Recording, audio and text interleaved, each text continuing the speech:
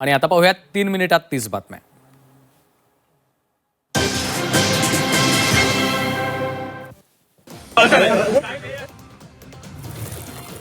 नागपुरात युवक काँग्रेसनं आंदोलन केलं आहे. पोलिसांकडून आंदोलकांची धरपकड करण्यात आली. युवक काँग्रेसचं फटाका फोडून आंदोलन केलं. मनपा अधिकाऱ्यांविरोधात आंदोलन करण्यात आलं.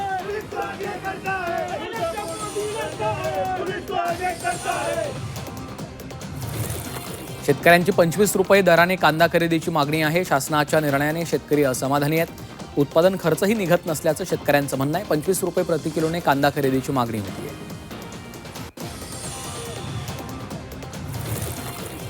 रिक्षा भाडेवाढीपासून मुंबईकरांना तुर्तास दिलासा मिळाला आहे. अद्याप रिक्षा भाडेवाढीचा प्रस्ताव नाही आहे. परिवहन मंत्री प्रताप सरनाईक यांनी ही माहिती दिली आहे.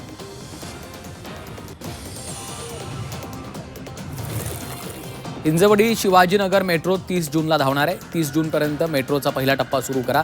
मुख्यमंत्र्यांनी PMRDAला आदेश दिलेत. मेट्रोमुळे IT हबमधील कर्मचाऱ्यांना दिलासा मिळणार.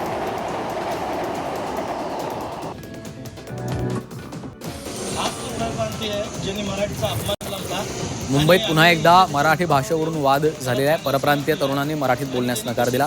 परप्रांतीय तरुणाकडून अरेरावीची भाषा करण्यात आली आहे.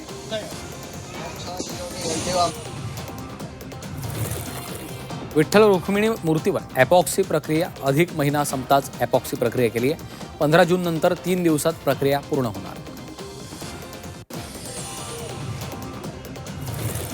नाशिकमध्ये नंदिनी नदीची स्वच्छता मोहीम राबवण्यात आली. मोहिमेत मंत्री गिरीश महाजनांनी सहभाग घेतला. जागतिक पर्यावरण दिनी नदीची स्वच्छता करण्यात आली आहे.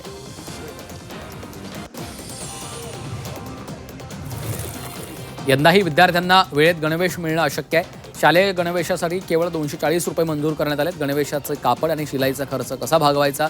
मुख्याध्यापक आणि शिक्षक संघटनांनी सरकारला हा सवाल केला आहे.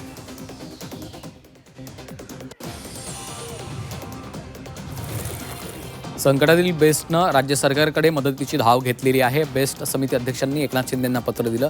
ग्रॅच्युटी देयक देण्यासाठी निधीची मागणी केली.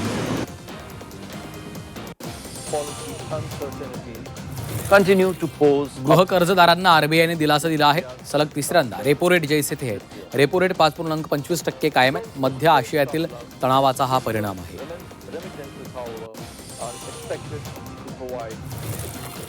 पुण्यात घरगुती गॅस सिलेंडरचा स्फोट झाला. यानंतर घराला आग लागली. आगीत 3 जण जखमी असून एकाची प्रकृती चिंताजनक आहे. कराडीतल्या खांदवेनगर इथली ही घटना आहे.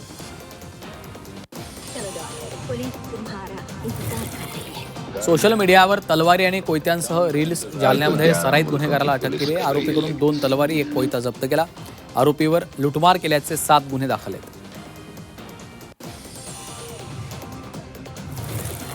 पिंपरी चिंचवडमध्ये आरोपीच्या घरावर हातोडा चालवण्यात आला आहे. कर्नल सिंग विरखाचं घर जमीनदोस्त होणार आहे. सलग दुसऱ्या दिवशी महापालिकेने मोठी कारवाई केली आहे. भारताच्या T20 कर्णधारपदी श्रेयस अय्यरची निवड होण्याची शक्यता आहे. सूर्यकुमार यादवच्या जागी श्रेयसची वर्णी सूत्रांची माहिती आहे. T20 संघाचा नवा सरपंच श्रेयस अय्यर होणार का याकडे लक्ष लागले आहे.